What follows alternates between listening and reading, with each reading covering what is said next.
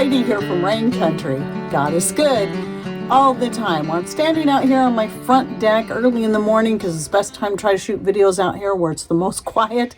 And I'm standing here because right over there is my GreenStalk. It's the one that I was given to by the company several years ago, and I wanted to do an update. Now, you may have seen the this and that video I did about a month or so ago where I did talk some about it, but I wanted to have a standalone video because it's been quite a while since I've done an update, and people do ask, do you still like that? And I think especially when a content creator has been given product for free from a company in exchange for a review, then yes, we should be doing updates to let people know and be very honest with people. Do we still really like that product? And so that's what today is about. So first off, I will say, yes, I do still really like the GreenStalk. However, because of our climate and our ever increasing colder springs and early summers each year, there are some drawbacks to having this. Now, when I got that, I knew right away the number one thing I was going to put in here, or the only thing I was going to put in there, are strawberries. And by the way, keep in mind, I'm shooting this actually on June 21st. So, you know, unlike my this and that videos that are only shot a few days prior, and my shorts, if they're garden shorts, they're usually published the same day or the next day from when I shot them. But all the rest of my videos from Tuesday through Friday were shot at least a month prior. And that's just how I stay prepared. So I'm just letting you know, because it may seem a little bit confusing, because my strawberries are only just now starting to get ripe, which in our cooler climate is pretty normal. I mean, it's getting a little bit later each year when they start to ripen, but June to, you know, it used to be early June, now it's late June. I'm sure eventually it's going to be early July before they start to ripen. But anyway, by the time you're seeing this, my strawberries will pretty much be done. So anyway, when I first got it, the first couple of years, it was great as far as how well my strawberries did. But as our springs and summers started getting colder and colder, I found it took, especially for the plants at the top of the GreenStalk, it took them much longer to start growing because it would stay so cold and not being quite as sheltered and insulated as the plants on the bottom, because there's more pots. You'll see all these are strawberries. Most everything you see out here, except for this pot right here, is green onions in it, but most everything you see here are strawberries. And so the plants on the two bottom tiers do stay a little more insulated and thus stay a little bit warmer and are not as exposed to the elements as these top tiers here, which is what I figured must be the issue. Now, you might see mine looks a little bit different because right at the top, I did actually put a couple, I'll put a picture here too so you can see a little bit better. I put a couple of slats of pieces of wood and then propped that pot up just so I can make use of that pot. Now, the wood is to make sure the water still gets flows through and it sits there, because that's where the outlet is, or the inlet, whatever you want to call it, because you're going to fill that top tier up with water, and then that just flows down into the lower tiers.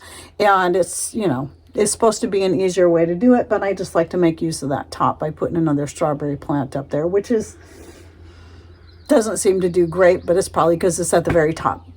So because of that, it does tend, I am finding that I'm having a little bit more struggle getting my strawberry plants to grow well in this. Now, later in the season, these top ones, as it gets warmer and warmer, these top ones will start doing better, but I usually don't get a lot of strawberries off of them anymore like I did the first couple of years. Like in this image you can see here was, I think, maybe the first or second year, I don't remember.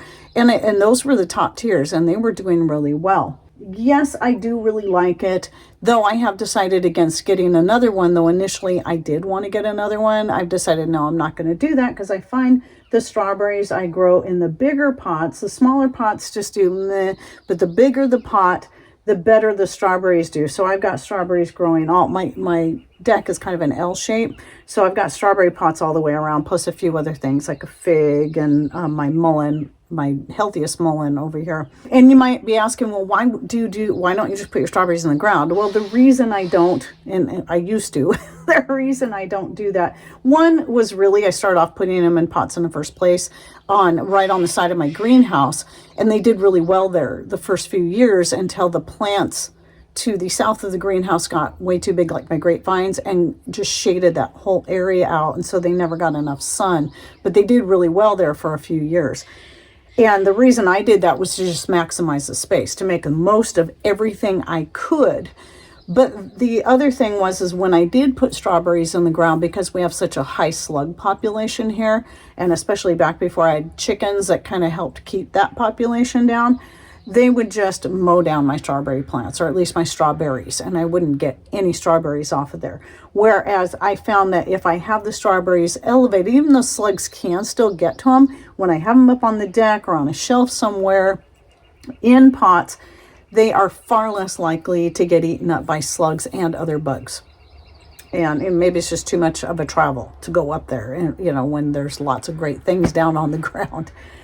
So anyway, my plan is this year, at the end of the season, when the weather starts getting cold again, is to move that whole thing. And this is why it's great to have casters. So when I got mine, I did get the dolly that goes with it, with the casters on it. And I can just roll it right over here into this very protected area, so that when it starts growing again in the spring, and they're actually in the early spring, because this is south facing right here, we've got a pretty wide overhang right here in front of our big living room window.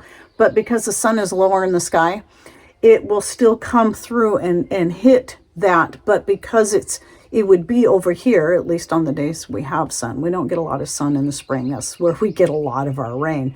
But anyway, it'll be more protected from the elements by being up against the house. So we're going to see next year how well that works, as long as I remember to move that over there, especially before it's that time when they start growing, because obviously they're going to survive through the winter just fine. It's just getting them to start growing earlier. So anyway, we'll see how that works.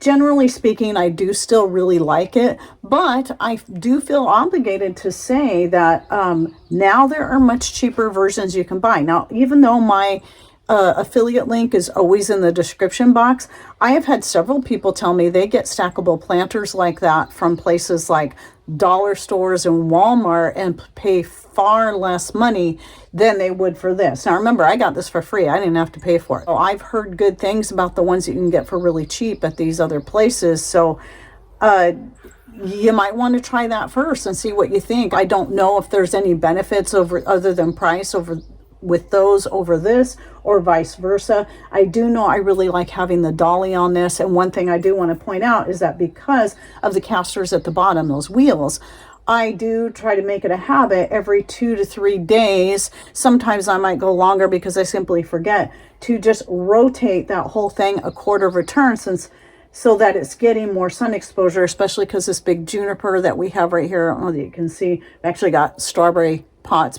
put some shelves inside that juniper so I can make the most use of it. And I try to keep it cut out in the center so sun can come through, which at this time of day, you won't see any sun in there. Later in the day, there'll be lots of sun shining on those pots in there. But I like that juniper there because it gives me more privacy as I'm standing here on the deck and from all the neighbors over that way. But because of that, in the morning there's a lot of sun that you can't see over here, but there's a lot of sun right here. But over there, that would be all full of sun if it wasn't for that juniper. So, but later in the day, there is plenty of sun that does come through there and there. So turning that a quarter turn every day or every couple of days does really help those. It gives everything gets a chance to get a little bit more sunlight. So that's something you might want to think about, especially considering where you may or may not put your stackable planter, whether it be a GreenStalk or any other brand of stackable planter. So anyway, that is my update for you. I hope that really kind of helps. I know people have been asking, and it's a good question. I've actually keep forgetting to come back, and I've been meaning to do an update video on that, but I've had it for, I'm thinking maybe as long as 5 years. This might be the 5th year. I don't know. It's been quite a while, but I've had all the same strawberry plants in there, and they do keep coming back. and they just, tend to struggle a little bit more as the weather keeps getting colder. So if you have any thoughts, ideas, if you have a different brand of a stackable planter or the same brand, please share your thoughts and ideas down below, how that works for you. Do you like it? What do you plant in it? Because that's also something to consider too, is planting something different that might do better in your planter where you're at, whether it be herbs or green onions or whatever. So share with us your ideas down below. And if you're interested in the one that I have, you can go to the link I have in the description box or not. It's totally up to you. I do believe in doing what you can to save money so that you can take that money and put it towards more things that can help your garden or help you in getting more prepared. And thanks for watching. Take care and God bless.